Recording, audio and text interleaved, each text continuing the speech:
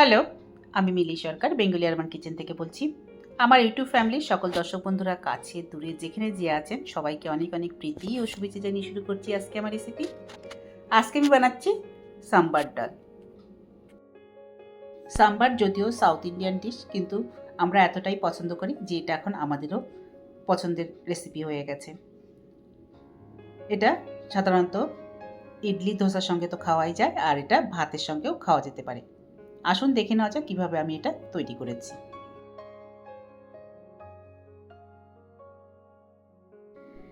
এখানে 1 কাপ ডাল নিয়ে নিচ্ছি। এটা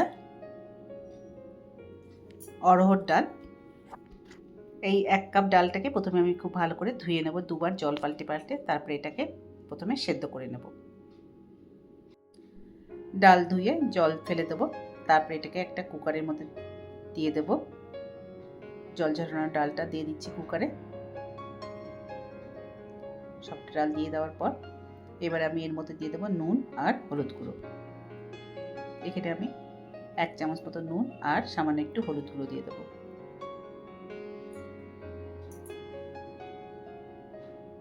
নুন দিয়ে দিলাম, এরপর দিয়ে দিচ্ছি হলুদ গুঁড়ো, অল্প একটু হলুদ গুঁড়ো দিয়ে দিলাম। এরপর দিয়ে দেবো জল। এখানে 1 কাপ ডালের জন্য 3 কাপ মতো জল দিয়ে দিচ্ছি।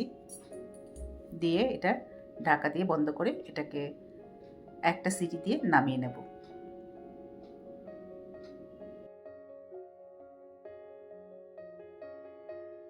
বসিয়ে দিয়ে যে সবজিগুলো আমি সাম্বারে ব্যবহার করব তার জন্য নিয়েছি পেঁপে, একটা বেগুন, মিষ্টি কুমড়ো আর সজনে ডাঁটা, আর সাথে দিয়ে দেবো একটা গোটা টমেটো। সবজিগুলোকে কেটে নিয়েছি, টমেটো কিন্তু আমি গোটাই রেখেছি। টমেটোটা আমি গোটাই ডালের মধ্যে দিয়ে দেবো ও সেদ্ধর জন্য। আর এদিকে লাগছে তেঁতুল, যেটাকে আমি জল দিয়ে ভিজিয়ে রাখবো। তেঁতুলের যে পাল্পটা হবে সেটা আমি সাম্বারে ব্যবহার করব।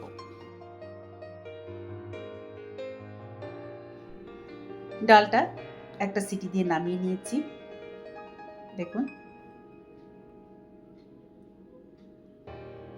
মোটামুটি সেদ্ধ হয়েছে, ডাল সম্পূর্ণ সেদ্ধ হতে আর একটুখানি বাকি আছে। এবার সবজিগুলো যেটা কেটেছিলাম সেগুলোকে ধুয়ে জল ঝরিয়ে সেই সবজিটা সবটাই আমি দিয়ে দিচ্ছি। আজকে আমার বানানো এই সাম্বার ডালের রেসিপিটা আশা করি আপনি স্কিপ না করে সম্পূর্ণ দেখবেন। দেখে যদি ভালো লাগে তাহলে অবশ্যই লাইক করবেন, শেয়ার করবেন। আর যারা আমার চ্যানেলটাকে সাবস্ক্রাইব করেছেন তাদের জানাই অনেক অনেক ধন্যবাদ। আর নতুন যারা, তারা কিন্তু আমার চ্যানেলটাকে সাবস্ক্রাইব করতে ভুলবেন না প্লিজ। সবজিগুলো দেওয়ার পর আবারও একটা সিটি দিয়েছি। তারপরে ধীরে ধীরে ঠান্ডা হলে এবার নামিয়ে নিয়েছি। দেখুন কেমন সুন্দর ডাল সেদ্ধ হয়ে গেছে, সবজিগুলোও সেদ্ধ হয়ে গেছে, সাথে টমেটোটাও সেদ্ধ হয়ে গেছে। এবার ডাল ফোড়ন দেওয়ার জন্য কড়াই বসিয়ে দিয়েছি। কড়াই গরম হয়ে গেলে আমি এর মধ্যে দিয়ে দিলাম কিছুটা সাদা তেল। আজকে আমি এই রান্নাটা করছি কিন্তু সাদা তেলে। তেল গরম হয়ে গেলে এবার আমি এর মধ্যে দিয়ে দিচ্ছি প্রথমে একটা শুকনো লঙ্কা। তারপর আমি এর মধ্যে দিয়ে দেবো কিছুটা মেথি। মেথিটা একটু ভাজা হয়ে গেলে এবার আমি এর মধ্যে দিয়ে দেবো সর্ষে, গোটা কালো সর্ষে, সেটা দিয়ে দিলাম। তারপর আমি এর মধ্যে দিয়ে দেবো কারি পাতা, 10-12টা কারি পাতা এর মধ্যে দিয়ে দিচ্ছি। আর তারপর দিয়ে দিলাম সামান্য একটু হিং। এরপর একটা পেঁয়াজ লম্বা লম্বা স্লাইস করে কেটে নিয়েছি, সেই পেঁয়াজের টুকরো সবটাই আমি দিয়ে দিলাম। পেঁয়াজটা দেওয়ার পর এবার একটু নেড়ে দিচ্ছি। পেঁয়াজটা একটু ভাজা ভাজা মতো হয়ে গেলে এরপর আমি এর মধ্যে দিয়ে দেবো আদা রসুন পেস্ট, 1 চামচ আদা রসুন পেস্ট, সেটা দিয়ে দিলাম। দিয়ে পেঁয়াজের সঙ্গে এটাকেও একটু নেড়ে দিচ্ছি। আদা রসুন পেস্ট পেঁয়াজের সঙ্গে একটু ভাজা ভাজা হয়ে গেলে এবার আমি এর মধ্যে দিয়ে দেবো সাম্বার মশলা। আমি আজকে রেডিমেড সাম্বার মশলা ব্যবহার করেছি। বাজারে অনেক রকম ব্র্যান্ডের সাম্বার মশলা পাওয়া যায়, আপনি যে কোনো একটা সাম্বার মশলা এখানে ব্যবহার করতে পারেন। এখানে আমি প্রথমে দিয়ে দিলাম 1 চামচ, তারপর আরও কিছুটা সাম্বার মশলার মধ্যে দিয়ে দেবো।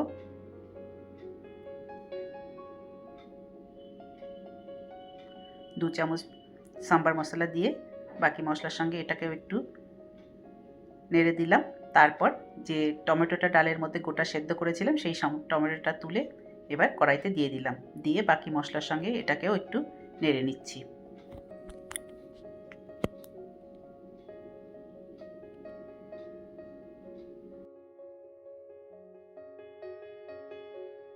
টমেটোটা বেশ ভালোভাবে ম্যাশ হয়ে গেলে এবার আমি এর মধ্যে দিয়ে দেবো গুড়। এখানে আমি 1 চামচ গুড় ব্যবহার করেছি।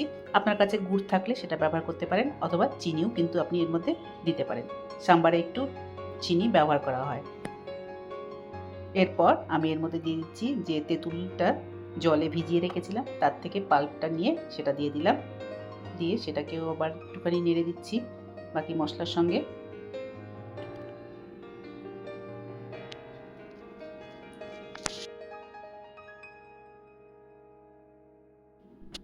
মশলাগুলো বেশ সুন্দরভাবে কষানো হয়ে গেছে। এবার আমি এর মধ্যে দিয়ে দেবো সিদ্ধ করে রেখেছিলাম যে ডালটা সবজি দিয়ে, সেই ডালটা সবটাই দিয়ে দিলাম।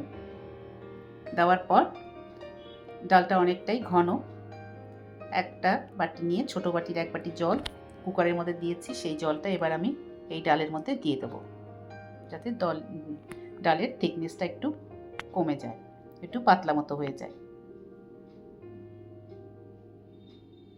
এবার নেড়ে দিচ্ছি। ডালে যেহেতু আমি জল দিয়েছি সেই জন্য একটু দেখে নেব টেস্ট করে যে এর নুনটা কেমন হয়েছে। যদি দরকার হয় একটুখানি নুন আমি এবার দিয়ে দেব। ডাল ঢাকা দিয়েছিলাম, তার সেই ঢাকাটা সরিয়ে নিলাম। এবার একটুখানি নুন আমি এর মধ্যে অ্যাড করছি। আপনি ডাল বানানোর সময় দেখে নেবেন নুনটা কীরকম হয়েছে, সেই হিসাবে আপনিও এতে নুন দিয়ে দেবেন। দিয়ে একটু নেড়ে দিচ্ছি। সবজিগুলো তো সুন্দর সেদ্ধ হওয়াই ছিল, সুতরাং এটা তৈরি হতে আর বেশিক্ষণ সময় লাগবে না। এরপর এটা ফুটে উঠলেই তৈরি হয়ে গেল আজকে আমার বানানো রেসিপি সাম্বার ডাল। দেখুন কেমন সুন্দর ফুটছে, আর এইভাবে তৈরি হয়ে গেছে সাম্বার।